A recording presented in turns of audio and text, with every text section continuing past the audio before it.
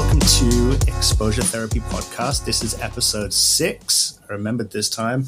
And with this episode, we have... Oh, shoot. I didn't even introduce us. I'll start that again. It's going to be one of those days, isn't it? Welcome to the Exposure Therapy Podcast. This is episode 6. My name is Tom Bradley, and we have... Eric Smith. And today we have special guest Bryan Brock, who is a Toronto native and street photographer, mentor, community builder, educator, all of the above. And we're really excited to chat with him today. Yeah, I'm excited to have him on. I was just reviewing what he submitted and his Instagram page and watched some of his videos, and he's just prolific. You know, he's got such a presence to him, and I'm excited to have him on and pick his brain and hear about his journey with photography. Absolutely. And he's also a feature in issue number 1 of Pastiche Magazine. So we're really excited to delve into his work with the community, work in photography, and essentially just his art in general. Yeah, absolutely. Yeah, it's going to be very cool. Cool. Well, yeah, we'll just get straight into it then.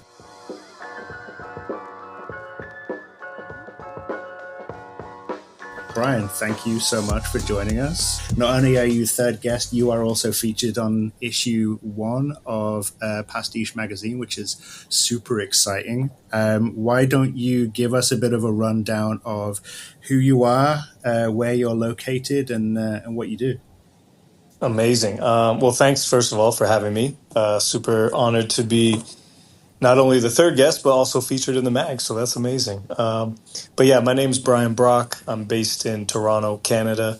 And man, photography is actually kind of new to me. I've been shooting since about summer of 2019. And then COVID hit. And you guys know Canada was locked down pretty crazy. So I didn't really get to shoot street for almost 2 years, which was crazy because I was just getting that itch for photography and getting that itch to be out and create something again for myself. But my background is actually from a graphic design, creative direction, art direction industry and career. I've worked across a ton of different industries, from the music business, fashion, done my own small business, entrepreneurial work, and everything to nightlife, promotions, events, production, you name it. And now I'm just excited to be entering this photography journey where I get to be myself and I get to create for myself, and there's no rules, and it feels amazing to be here. So thanks for having me. Yeah, no, I appreciate it. I like the fact that you just said there's no rules to photography. And I think that's something that brings a lot of people into photography as a craft, despite the fact that I think that you've really carved out an area of photography for yourself in experimentation and documentation, which a lot of people strive for. Myself included. It's funny that you say that you've only been doing it 5 years, because the way that you present your work and the type of work that you do, anyone that wouldn't know that would think that you're a veteran, that you've been doing this for a long time, that you're well practiced in your photography. But I kind of feel like it harks back to your graphic design and your creative field, because you've had the ups and downs of creative journeys even before you even picked up a camera, I guess. Yeah, well, first of all, thank you. That's a huge compliment. I still feel like a student when it comes to photography. I'm still learning every time I pick up a camera or I try a new lens or a new film stock. So that means a lot, just hearing that. But I will say graphic design, advertising, marketing, all those skill sets, I guess you could call them, definitely are transferable when it comes to a different medium. So maybe in the way that I present my work, maybe it looks more polished than it really is, or maybe how I curate my images, maybe it feels a little more purposeful than someone who's just starting. But yeah, at the end of the day, I still feel like I'm just a student. So yeah. I'm willing to learn and grow each and every day, because I definitely don't know it all.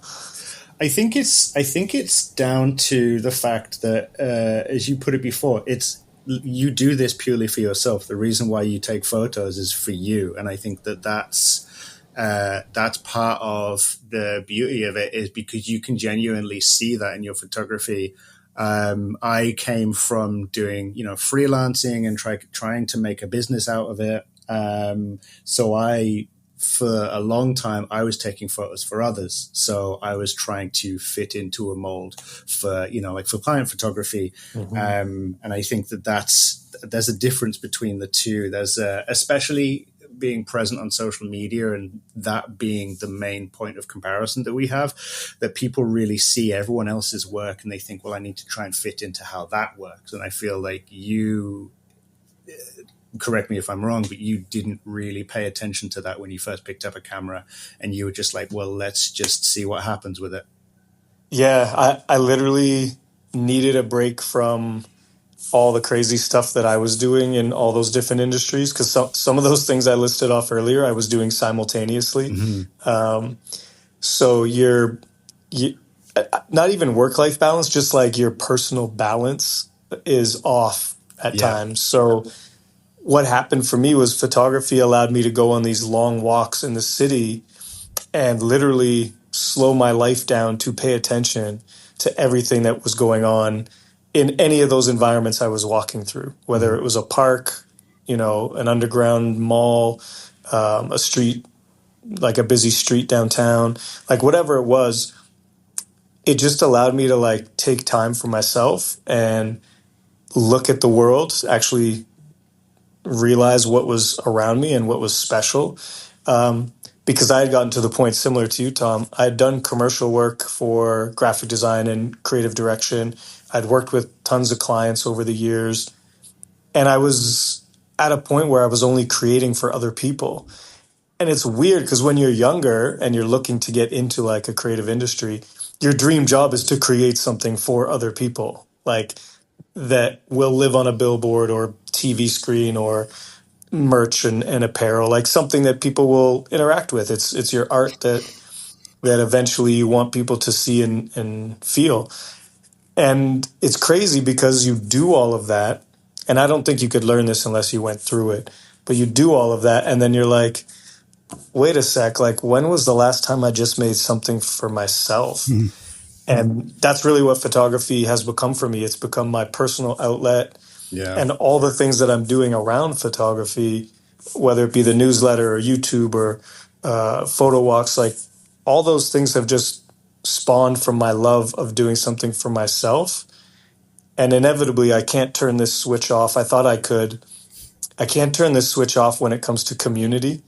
There's just something about a shared experience that I just really enjoy. And I have turned photography into more than just a practice for myself. It's become somewhat of a communal journey at this point. And I didn't start off this way. I didn't plan this, but it feels really good. So I'm cool to like have those two versions of photography live right now. Yeah, you've got a real connection to the photography community in Toronto, which I've noticed. And I have been meaning to join one of the photo walks. I haven't managed to join yet, but I definitely will. But you've done a lot of, you were saying, and I think that in the magazine interview, you were talking about the fact that like you like to explore neighborhoods. There's not really any particular neighborhood that you will stick with. I'm the complete opposite. I generally linger around the financial district. Great spot. Yeah, I mean, like I used to be more about composing and kind of compositions and framing architecture as opposed to the people, but now I've got into the people. So King and Bay, the benches that you just have on the corner, I'll just sit there for an hour Amazing. But I've seen some of the photo walks that you've done in some of the other areas, which I would just not really think of. I think one of the reasons one that you did was like Parkdale, which is just kind of like there's not a great deal there for street photography that I would think of, but seeing a lot of the stuff that you put on social media, some of the other people that joined it put like, it was a real, and I think as you said, it was a real shared experience, which I suppose is more inspiring than if you were to go solo and just walk there. And like, I think that if you're walking around on your own, it's just another neighborhood in the city, isn't it? So yeah, I've really enjoyed seeing the community aspect that you've pulled, and I've seen the numbers that of the amount of people that you get. Crazy. Yeah, it's crazy. I literally started it right when the pandemic opened up and you were allowed to like hang out outside with like a group of people again. Yeah. And I just put it on social media and I was like, hey, I don't know about you, but I've missed hanging out with friends and people. Like, would anyone want to join a photo walk? And we'll just go hang out for a couple hours and shoot. You don't even need a camera. You could just bring your phone and that's totally cool. And I think like 9 or 10 people showed up the first one. And it was a really cool experience. I had never really, I didn't go into it with expectations, but it had just opened my eyes to like how many people out there want to connect, and something as simple as like the tool of a camera could bring all these people together that I've never met. And that I think is one of the most interesting things on this photo journey, because I've been in so many different industries and communities and even like geographical locations over my span of creative work. But I don't think I've ever done one thing that's brought, artistically, that's brought so many people together for the same reason. Like everyone just wants to meet people that are into what they're into. People want to learn from each other without having judgment or, some know-it-all teaching them. Like everyone's just kind of walking the same path together. And I don't know. To me, it's like one of the coolest things I've probably been involved in. And you've done a few of them now, haven't you? You've done a number over the past couple of years. Over the last couple of years, I'd probably say I'm up to like 30 photo walks. Wow. Yeah, and the numbers are from, like the first one was 10 people. I think the biggest one I've ever done is around 65. Wow. But that's too many for one person to manage. Yeah. I don't like doing those unless I have some help. Yeah, I was going to say, just I can imagine going around the neighborhood, just a stampede of photographers, just taking over. People always ask, "What are you guys doing? Like, are you working for someone? Are you part of a photo club? Is this a class? Is there a project?" It's always interesting. I've had photo walks where like people have come out of their houses and like been like very concerned, like, "What are you doing in our neighborhood?" We were in San Francisco one time and we had a lady come out and say that she heard fireworks being set off. And I mean, it was like 5 of us. And it's interesting when you, get a bunch of fireworks together. Yeah. I was like, no, I just have this camera. And it's, I don't know. Just a shutter button. Especially after the pandemic, like seeing a big herd of people like going through a neighborhood, I'm sure that was like, I don't know, something to be seen. But I had one question. So you said that you got into photography like heavy in 2019 and then the pandemic hit. What was that like going from like falling in love with street photography to be like unable to do that? Like, how did you scratch that creative itch during that time? That's a great question because I don't think anyone knew what to do in the world at that point. And I know for me, I had like multiple things going on in my life at that point, and photography was the one outlet. And to have that quickly taken away, I was like kind of devastated, to be honest, because the only version of photography that I had known or at least practiced was street. And when you're told to stay in your house, and even if you leave, there's no one on the street to take photos of because everyone else is locked up in their house. I literally, I was pretty devastated. Like the feeling was not good. I could put it that way. But I did choose to go down the rabbit hole of research. And I think that actually probably helped me in a weird way of just like not shooting, but going through photo books, watching a million YouTube videos, researching cameras and lenses and why people shoot this and why people shoot that. Even having conversations with other creatives. I don't know if you guys remember the app Clubhouse. Mm-hmm. Yeah. I think that came out during the pandemic. And I was hopping in and out of digital rooms, just listening to conversations with like big time photographers and artists and people that have done really incredible work. So I think the only way I coped with not being able to shoot was to listen and learn from all the different resources that were at my fingertips. And I think, long story short, it probably helped me when I was able to actually go back out and create again.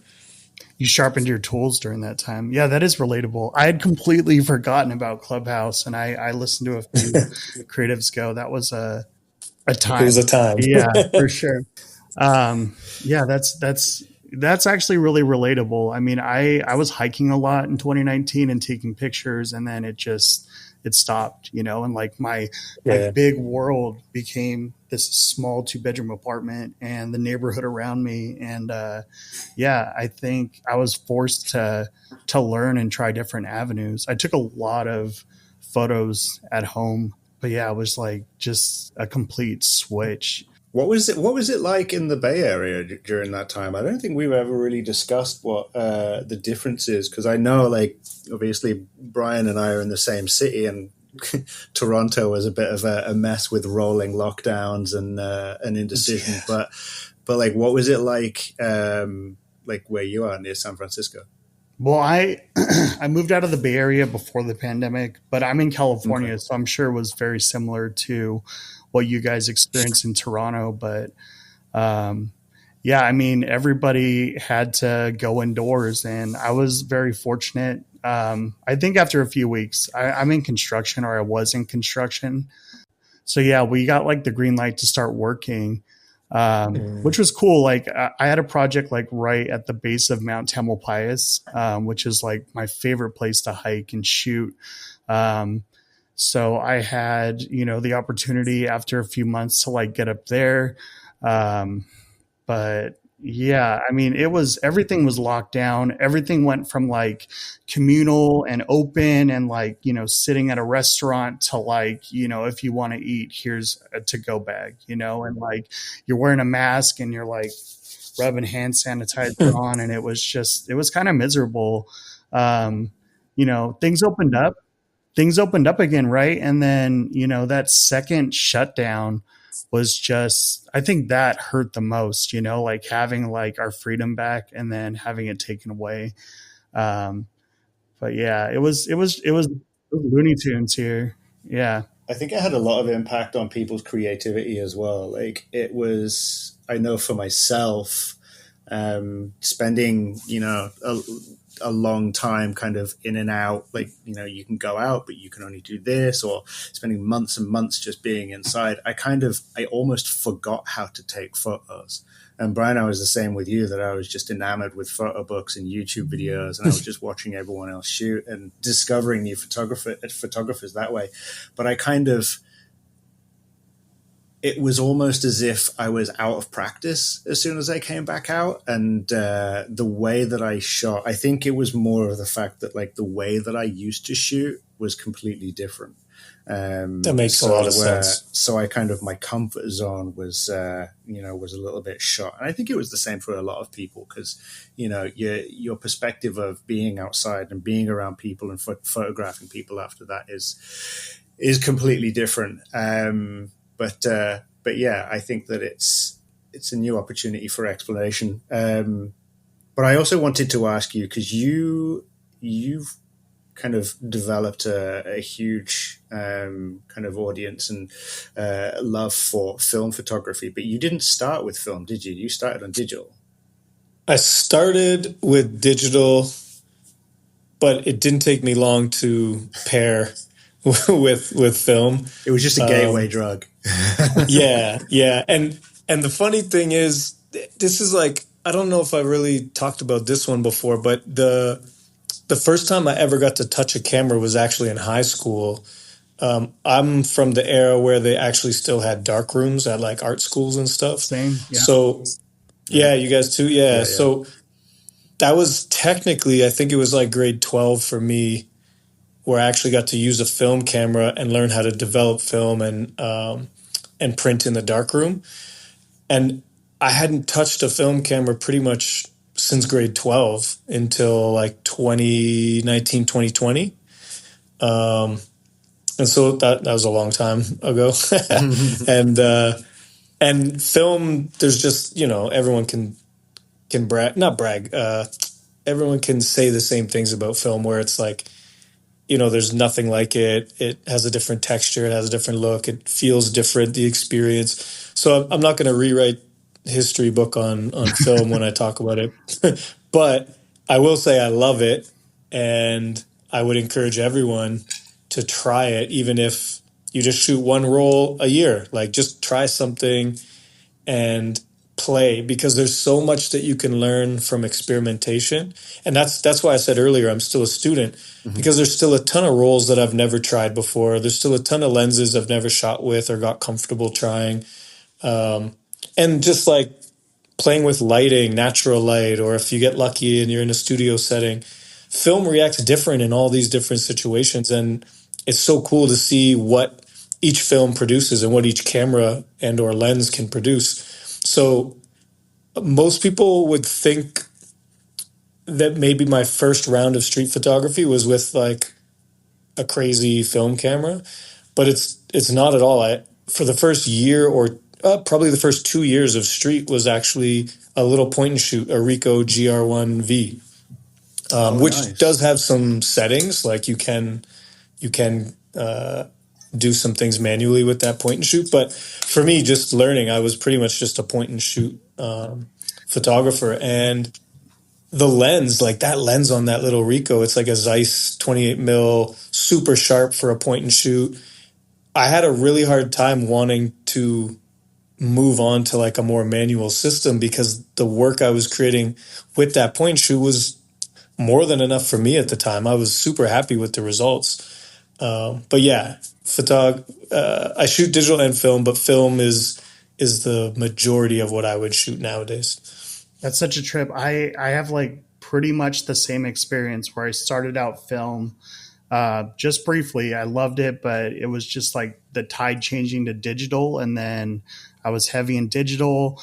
I picked up a film point and shoot. And then, I've like around the pandemic just really got into film, and that's primarily what I shoot. So yeah, wow, that's crazy. It was like hearing my story when you said that was a trip. Yeah. I bet it's a lot of, to be honest, I bet it's a lot of people's stories. Yeah. I mean, it just makes sense with the changing of the times. Film was so fun, and then everything was digital, and I felt like digital didn't have the same quality and the same look as film. And then there was probably a point in time around like 2014 where you got like these high resolution, like just crazy pristine digital cameras. But, I think it got too sharp, and then it needed to like jump back a little bit, and, here comes film. So I'm happy with the state of things right now. It's super cool. You talked about being in a studio, like, that's one like area where I just don't have a lot of experience. I have shot like some portraits in a studio setting, but I just find myself like, having to look at my phone and like look things up. What's your experience in the studio, and how do you like it versus street? So I'll be honest, in the beginning, I was like, I'm never shooting in a studio. Like, forget that. I want natural light. I want the street. I want to create magic from nothing. Like when you're out on the street, and you guys know this, but when you're out on the street, everything is your canvas, but it doesn't mean anything is going to stick to that canvas. You have to work hard to see and feel and capture something that matters. And I think when I would think of a studio, I'm like, one, I'd be intimidated, like, ego aside, I'd be intimidated from the lighting and the setup, because I don't know, I didn't know how to do that stuff. But then on the flip side, creatively, I just found that there is more of a challenge And I've always been this way my whole life. I make things harder for myself. But there is more of a challenge shooting on the street and trying to make something from nothing than having so much control, or at least what I've learned like from other photographers, so much control in the studio where you know the backdrop, you know the color, you know the lighting, you may have reference images of what you're hoping to achieve while you're in the studio. So I was like, no, I'm never doing that. And that was just like a stupid comment for me to make, because why would I limit myself from learning this craft in a different environment? There's so much more to learn and so many cool things that could come from that. So I still remember I asked my friend Wade Hudson, really talented portrait photographer in Toronto. I was like, listen, man, I don't know what I'm doing. Would you mind spending a few minutes with me in your studio and just showing me like how you do a lighting setup for a portrait? And he was super cool and took the time and walked me through it. And I was like, oh, wow, like the results are pretty crazy. You can still make images look beautiful and have some feeling of what the street brings, depending on if you're shooting black and white or color and how you're using the lights.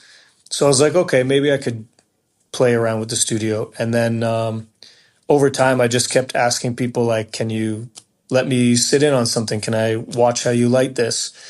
And then also, back in the day, I would run the creative arts program at the Remix Project, which would have a photography program. But we would have instructors teach that, and it was more for the young people to learn. But over time and in between instructors, I would have to figure out how to use the equipment, or if a young person had a question and they wanted to do a quick setup, I might be the person they come to, so I needed to know those answers. And I think, long story short, from the help of others, as well as experimenting and learning on the set, I've actually grown to love studio work as well. I don't know if it's a competition. I don't know if one I like better than the other, but I would say I enjoy being out on the street more. But studio photography and lighting and all of that is super fun to learn. And I would also encourage anyone who's never done it to ask for help and to look for people that would be willing to spend some time with you, because who knows, it might produce some of your best work. Very cool. Yeah, I was thinking, I'm in a small town and I'm like probably 90 minutes from the Bay Area, like where it gets real populated. Yeah, but that's super cool. Like I don't have a lot of mentors out here. But if I drive out to the Bay Area, there's like tons of people that have shot and do a lot of different photography, especially like around Bay Area Film. I'm not sure if you're familiar with them. But there's just a lot of like just fantastic photographers. We have Marcus from Bay Area Film and Maggie, who are going to be in issue 1. Who were featured in the magazine. Oh, amazing! Yeah, and they're from there. Yeah, they're both from San Francisco. Amazing. Yeah. Honestly, I would like, if you ever make the trip or it's close enough to just make a day out of it, I would just ask someone, do you mind if I hang out and learn while you're shooting, or can we shoot together? Like, I don't really have any shame when it comes to that, because you're only going to get better if you ask for help, right? Right. Yeah. No, I have that open mind, right? But it's like, I think I have that fear of asking, right? It's like I think when it comes to creativity as well, if it's the right type of person, like everyone's always willing to kind of, open up that space to support, because creativity is like, as we've already been talking about, it's a communal practice, isn't it? So people generally are open to sharing that kind of thing. That's also how, similar kind of situation to you, Bryan, that's how I learned how to do studio work. You've done a lot of commercial projects as well. Like, you've worked with some like big brands, big names. Have you been lucky enough to use your experience in film photography in those projects as well, or has it been all digital? It's been a bit of both. Most times, from my experience, commercial work, or at least the people that have approached me to work together, their budget usually is aligned with what digital can produce. They don't always understand or feel that film is the way to go based on additional expenses or wait time or the fact that you might get an empty role, like those risks are pretty real for a lot of brands. Yeah. So yeah, I've had a bit of both, but it's majority digital when I'm doing commercial work. And the crazy thing is, I didn't even want to do commercial work. My purpose in photography was to get away from having clients and working with people. But I did kind of lay some groundwork or some rules for myself. And it was essentially, don't do work with people that you don't want to work with. So if someone comes to you with an amazing opportunity, but it doesn't fit with either my style or what I want to learn, or I don't care to work with that brand or those people, then I'm totally cool to say no. Like, no, thank you. I appreciate the offer. But what I did allow myself to do, and this is funny because I basically have taught this to young people in like a mentorship capacity, and I just had to reteach myself. But there's this thing that I normally would teach called paid practice, and it's essentially where you're getting paid to learn on the job. Whereas a lot of times, especially when we're younger growing up, if you have the fortune to be able to afford or get a loan to go to school to learn, you're actually paying someone to teach you. In these instances, I'm getting paid and I have to figure this shit out or I'm not going to get paid. And I need to deliver something or these people won't be happy and they'll never call me back again. So I look at these as paid practice, and I entered every one of the commercial gigs as an opportunity to learn and push myself in an environment that I've never been in before. And my first entry point, and I tell a lot of street photographers this because they ask like, oh, how do you make money from street photography? Well, my first entry point was reaching out to a production company and saying, do you mind if I shoot behind the scenes on set? And I was able to approach that from a street photographer mentality of candid shots, looking for the moment when no one knows I'm there, finding unique angles or viewpoints or even positions to be on set that no one else is going to be in for me to capture a shot and tell a story. And I loved it. I was like, I can't believe I can get paid to shoot how I shoot on the street, but on set. That was really interesting to me. And I can't even take credit for like that idea. You guys, I'm sure, know Photo Dre or Andre Wagner. Yeah. Just seeing the work he did with, man, now I'm drawing a blank with the movie Queen and Slim. Yes. Yeah. I know that. Yeah. That movie poster and a lot of the stills that he did while he was on set, that just blew me away. And I was like, that's something I think I can do. Like, it resonates with me. So my entry to commercial work was through that, and then everything else from there, from fashion and models or whatever it is, editorial, it's all just been like a snowball effect. And I'm, like I said earlier, I'm still learning, so I'm going to take on these jobs until I'm no longer learning anymore.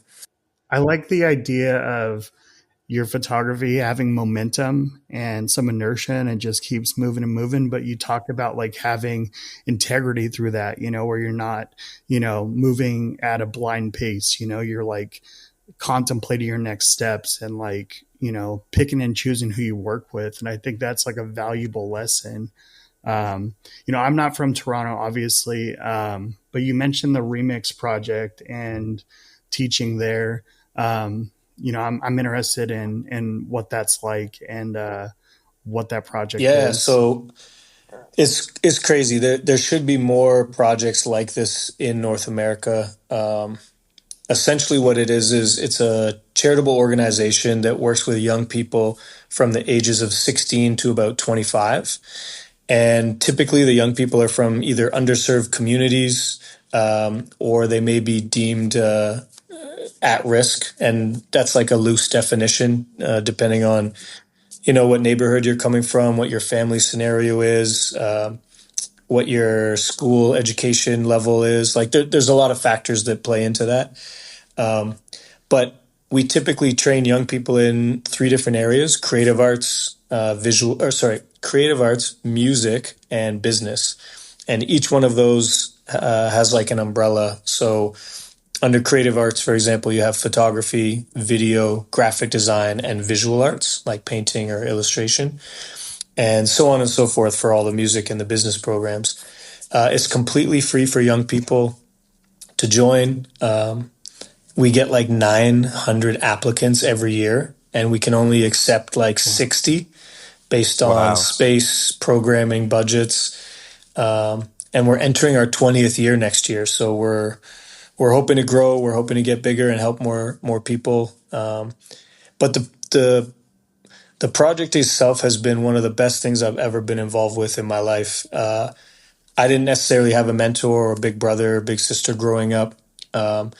I found that I had to learn the hard way a lot of times, and making mistakes is cool. It's part of the process. But I think something what Remix is able to do, it limits the mistakes a young person has to make. And there's guidance there. There's people that care about your actual growth in life and quality of life. And it's just been an amazing thing to be a part of. So for many years, I was the creative arts program leader, manager, coordinator, all the above. I would teach. But as we grew, we were able to get instructors. We were able to get other coordinators involved. And it's beautiful because now we employ young people to take those positions. And some of our alumni are actually in positions in the organization. Our executive director is actually an alumni, which is an incredible full circle story. Yeah. Very cool. So Yeah. it's just one of those things, man, that's really cool to be a part of. And young people are succeeding because of it. And I hope it continues to grow.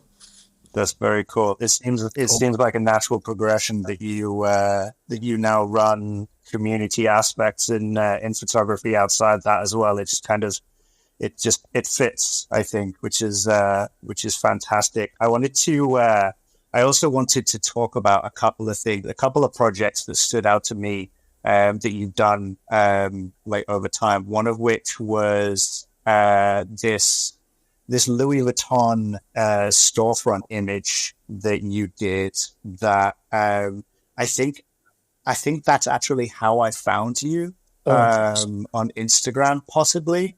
But you put it on shirts, and I feel like that was one of the things that I really appreciated, because it was a variation of printing your work, but printing your work on something that's even more tangible than just a print to put on a wall. And that had a lot of popularity in the photography community that I saw as well.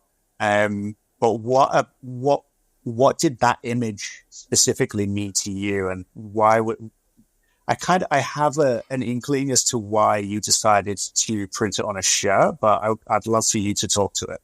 Yeah, well, there's a few levels to this one. From the sharing your work perspective, printing on shirts, I've been doing that since I was in high school. I had a clothing line when I was probably like 14, maybe 15 years old. And I think I've just always been a fan of like putting stuff on t-shirts. It's been fun. It's cool. Now you fast forward to the capturing of that image. So the time period, this was actually during the lockdowns. And one of the walks I did go on, it was interesting because the only people I saw were essential workers, which were deemed essential workers at the time. And that included people that were delivering goods. So yeah, it was a UPS worker, wasn't it? Yeah, it was a UPS worker. And it was interesting because it was one of those scenes where, like, you guys have probably done this before, but you can almost visualize what's going to happen before it happens. You don't know if it will, but you think like, oh, if this happens this way, it's going to be amazing. So I saw him unloading his truck. And I also saw this beautiful image that was captured of this model on display in the window, wearing obviously everything Louis Vuitton.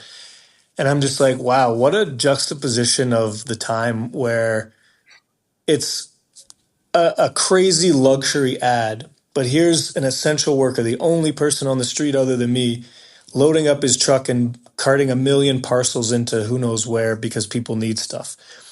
I was like, what an interesting concept unfolding in front of me. And I just hoped that because he was on the side of the street, and this ad is much closer to like kind of in like a walkway. And I was just hoping that he was going to walk by it.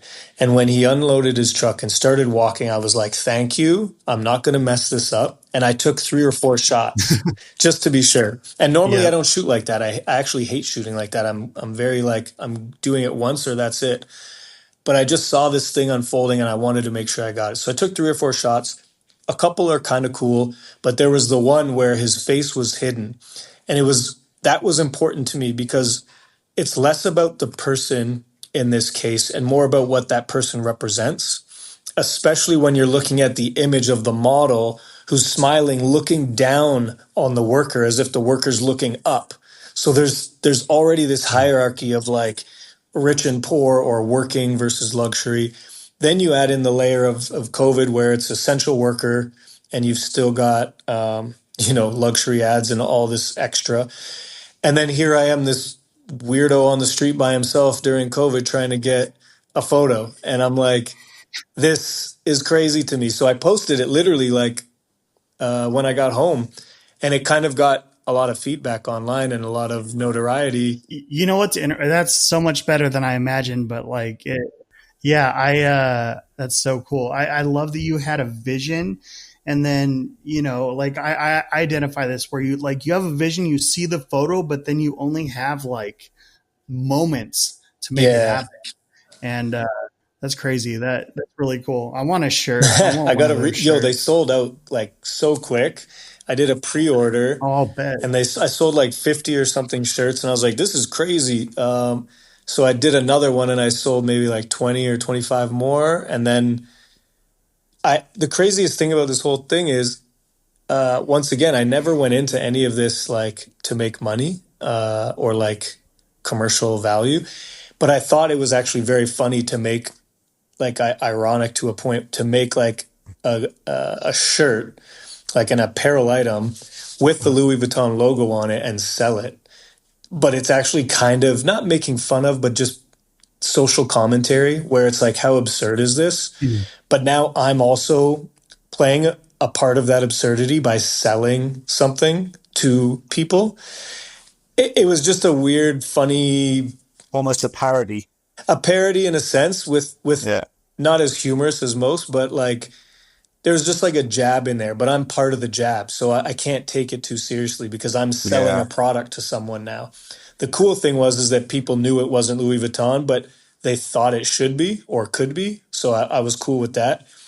And to your point earlier, Eric, about doing the studio work, I actually rented a studio, hired models and a videographer, and I shot film. I shot a film campaign for these T-shirts that emulated the Louis Vuitton spring-summer line during that time. So even the ads that I created were like a play on what they had already done. And I was going to mention that actually as well. Oh, I've got a post up here, and I remember seeing that, and I was just like, "This is full on commitment to a whole commercial campaign," which was fantastic. Yeah, thank you. Yeah, that was all film as well. It was all film. I shot with the RZ67 on a tripod, and it was my first time using. Love that camera. Yeah, amazing camera. First time using lighting. In a studio, like on my own, and I was so scared. I shot digital first to get the lighting right, and then I shot film.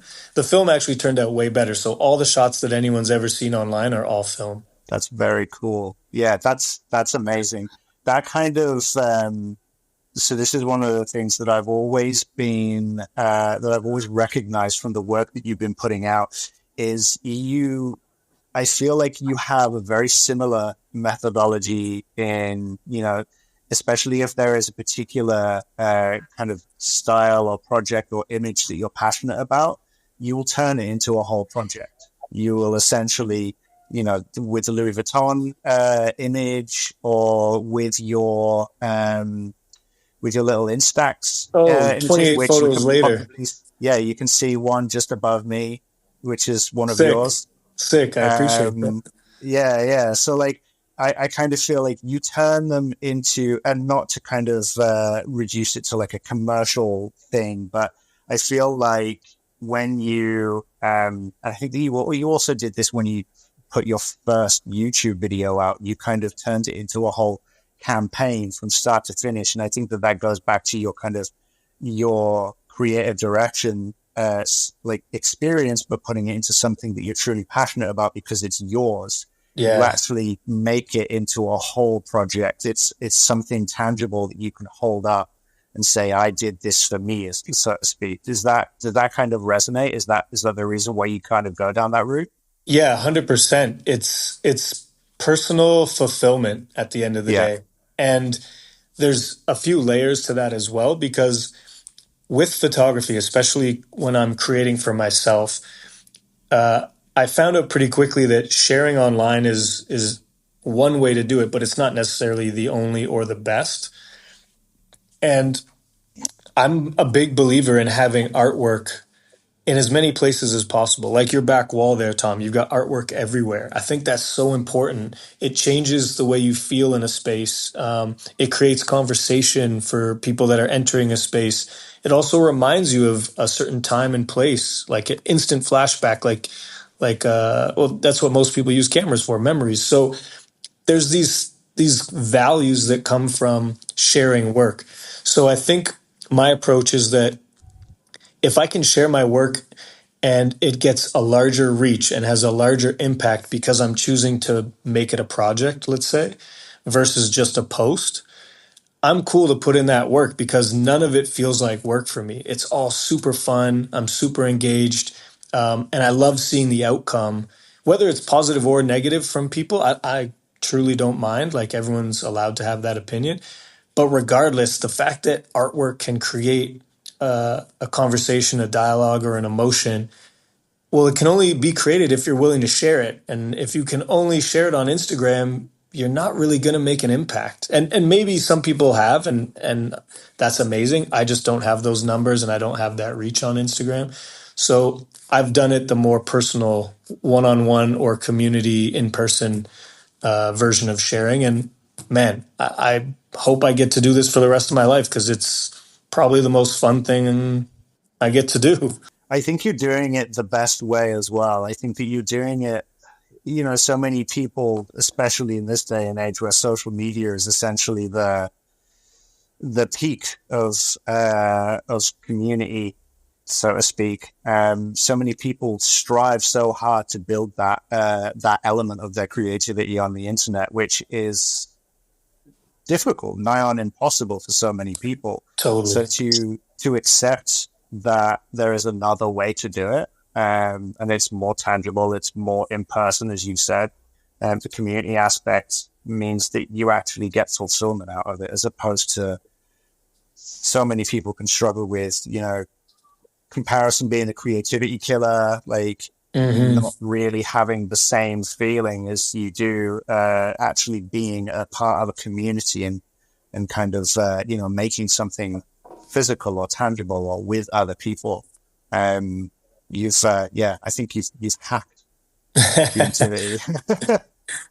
Well, that was a topic of discussion on a lot of our early podcasts because I think around the time of the pandemic, I went really heavy into my socials, and I made a commitment to post, once a day and to comment and share and just interact and see if that, helps me grow. And in that process, I think the most fulfillment I got was meeting other people and talking to them and seeing their work. But yeah, in the last year, just kind of with how things have gone with my life, but also I've made a conscious choice to just make my work transcend, this social construct of being online and Instagram and Twitter. And it just I think you hit a ceiling where you're it's cool to get some recognition. It's cool that people know who I am and are seeing my work. But I feel like my work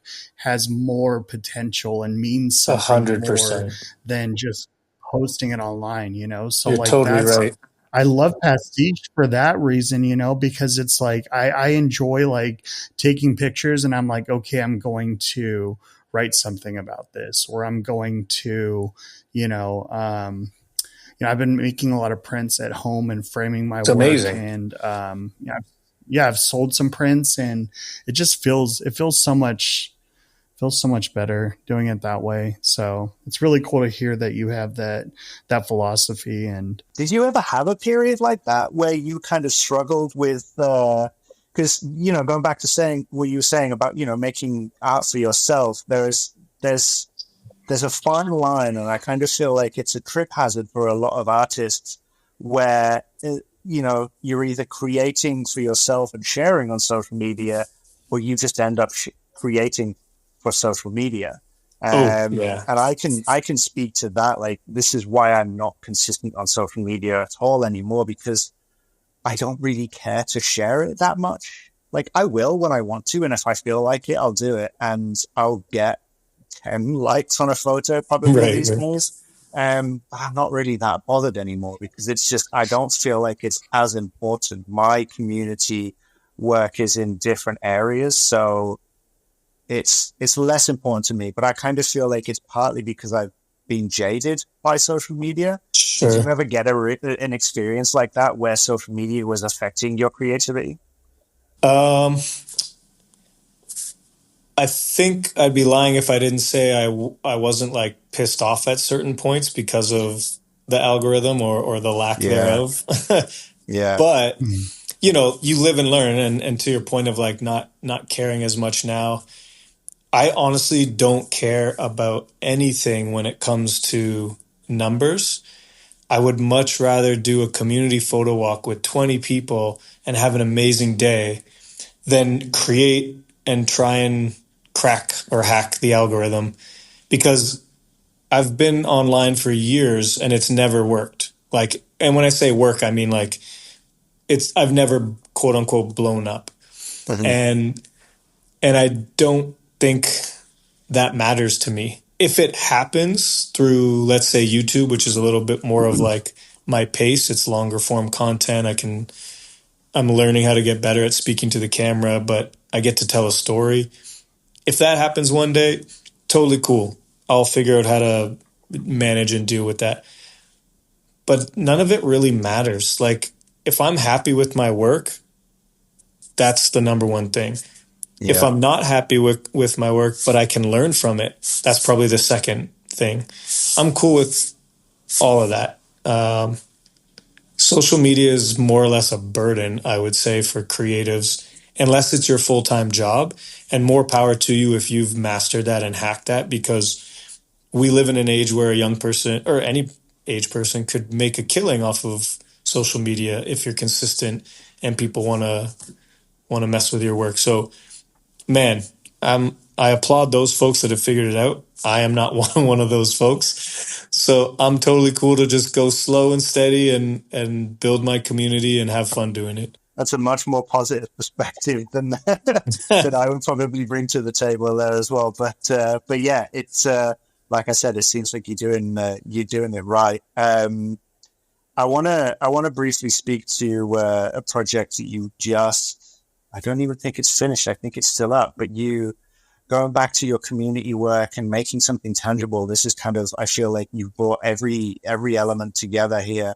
In the exhibit that you got up at Memento Film Lab, Oh yeah. which was part of the community project. I was actually at Memento last week, and I got to see the images up on the wall. It looks fantastic. Talk to me about how that actually came about. Like, what made you decide to actually put like an exhibit together with community photo walks? And was it from all like photo walks, or was it from a specific one that you did? Yeah, so it was a specific one. I'd had this idea for a while where I wanted people to be able to have the opportunity to show their work in like a public setting. Because what I learned from, it's funny, the photo walks, I barely take photos. I end up talking to everybody. And what I learned from those interactions is that most people have either A, never shot film before, or B, never shown their work publicly.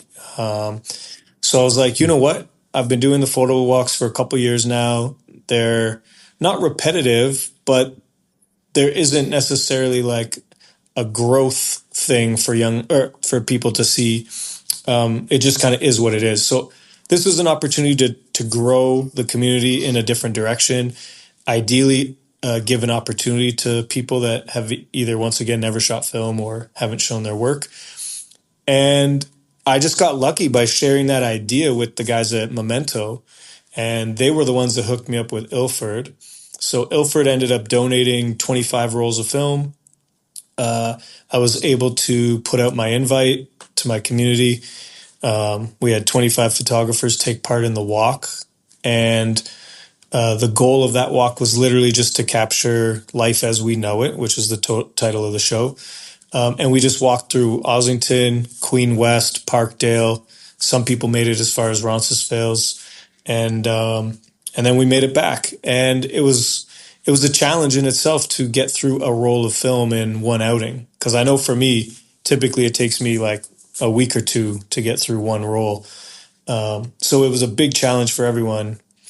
And then I had done a workshop maybe 2 years ago with Adidas, a community workshop for young people from one of those underserved communities. And part of that workshop was to have a sustainable point and shoot, which meant I needed to find a plastic reusable. And Ilford actually made those Sprite cameras. So I purchased like 20 or 30 of those cameras like a couple years ago for that walk with the young people in the neighborhood. And I kept them. So I was able to actually bring those to the walk and donate those to everyone for the day who didn't have a film camera. And literally like almost all 20 of them were taken. So it was just a really like, I hate using the word organic, but it was a natural kind of vibe where everything just fell into place. And Memento was great. Like Helder and James, the guys who run Memento, they did the developing for free. They did the scans for free. And they even printed everyone's image for free. So the entire experience for these people in my community were, one, they got to learn how to shoot and film. Two, they got to do it in a friendly environment. Three, everything was free from, like I said, the film itself to the printing and developing whatever. And then they all got to attend an opening night, their first opening night of showing their work ever. And it doesn't even mean that their work, like it was their best work, because some of them have done some incredible stuff, but it was the best work from that day. And that's what I thought was so cool. So for me, it was just an amazing experience to see everyone's face light up when, I should mention this too, when they walked in, because how I did it was I allowed everyone to submit like their top like 5, maybe 10 photos, and I would curate the show without them knowing what photo I selected. So it was a surprise for them as well. Yeah, it was a surprise when they showed up. So for me, it was just fun as like a curator and the person hosting these walks to like not only put all this together with everyone's help, but surprise them. Because I know I would want that experience if I was part of a group show for the first time. There's another shared experience as well, isn't it? Yeah. Well, it shows them that you see value in their work because they submitted it and it's like, okay, this one like really spoke to me, and like to make that connection with someone through your art is just like an experience that's really hard to describe, but it's so fulfilling. But everyone killed it. Like I was so happy with everyone. Like everyone stepped out of their comfort zone and really went in on that walk. And you can see, like Tom, you got to see the show, but you can see like if you were just to walk in off the street, not knowing anything about the show and just look at the images, there's a lot of beautiful images and moments captured that day that you would think are maybe from seasoned photographers or people that do this regularly. So I was blown away by everyone. There was also kind of I don't want to say like uniformity in it, but like there was a joint story told in the whole like exhibit. So not only did the image, like all of the images, they were shot really well, but it was curated really well as well. Like there was a lot of convergence in the images that were put up on the wall. It just looked fantastic as well. I like the idea of actually having that shared experience shown in one place. I'm sure it was a great experience to have their images exhibited that way. That's very cool. Yeah. You have plans to do another one again in the future? Yeah, I want to make this an annual thing, but I want to make it bigger and actually get get like a budget, maybe get a sponsor that could just fund a larger exhibit. But everyone, did it for free this year, and I appreciate and applaud everyone that put in that hard work. But yeah, I would like to do a bigger and better one next year where we could get more people involved. But yeah, the community thing's kind of growing every month in a different direction. Like, I'm thinking of new ways that aren't tied to street photography or a photo walk that we can engage and get together. I hosted the film screening earlier in the year. There's a street photography documentary called Fill the Frame. It was shot years ago, but kind of reintroduced recently. And I got very fortunate. The director was down to do like basically what we're doing, like a video call. And we got to do a Q&A with the director after the screening. And so everyone in my community that came out literally was asking the director questions like to his face. And to me, that was just such a sick exchange, because how many times do you get to do that? So I'm looking to do more things that aren't just tied to photo walks, that get people out talking, meeting, and sharing. Because to me, I don't know, I just love it. Do we want to jump into issue 1, preview a little bit of what our viewers, listeners, and readers can expect? We can do. Do we want to spoil it though? No, that is true. I can say that like I enjoyed listening to your recommendations for what will be our ship. And I'll tell you right now, I'm not putting that in the podcast because they don't know about that yet. Dang it! I was hoping that it'd go a little. That's the. But yeah, I'll surprise. just say it. We'll cut it out. Yeah, that is the big surprise. I'll keep it in, but I'll just be. Yeah. Yeah, like that's the surprise. But yeah, issue number 1 comes out. Well, it's technically already out, isn't it, for pre-order? So listeners need to buy it. But yeah, that's you're going to be featured in that. I want to ask really quickly, and I don't know if you can talk about it or not, but I can't remember whether you said this to me or whether it was in the actual like interview, but you said that you've got a long-term project that you've currently got on the go at the moment. Can you speak to that? Like what you're doing with that, or is that hush hush right now? No, I can speak very briefly about it. Okay. Without giving too much away, of course. Yeah. All I'm going to say is it's in research and development mode, which that in itself could take over a year. And I probably need assistance because I don't think I could do it alone. It's also probably going to take a lot of money to make this happen. So I need to find out more about how the grants work in Canada, because I've only ever applied for 1 or 2 arts grants. And I think I need to find a funding model to make it a reality. And I also think it's a story that I've actually, and this is rare, it's a story that I think has never been told through photography. And I could be lying, and maybe it exists out there, but I haven't been able to find it. And it's definitely not my version of that story, if it does exist. So what I will say is it's going to be a really, hopefully, eye-opening and conversation-starting photo project that will come from one of my lived experiences, or that I continue to live. And I hope it has the potential to, this is going to sound cheesy, but I'm going to put it out there. I hope it has the ability to change the world, or at least have a conversation that could change a few people's perspectives. That doesn't sound cheesy at all. You put it out there. That's that's very cool. Oh, you got me intrigued now. I'm excited for when it actually comes to fruition. Thank you. Me too. I don't know how or when I'm going to pull it off. I joke that I'm probably going to have to be like jobless and not take on anything for like a few years for this to happen, because I think it would take all my attention. But we'll see. We'll research and development for now. Sounds good. Well, dude, I really appreciate you taking the time, especially when you're at an event as No, well, sounds good. To just kind of stop for an hour and join us on this podcast. It's been really insightful. I followed and enjoyed your work for a good few years, and it's always been.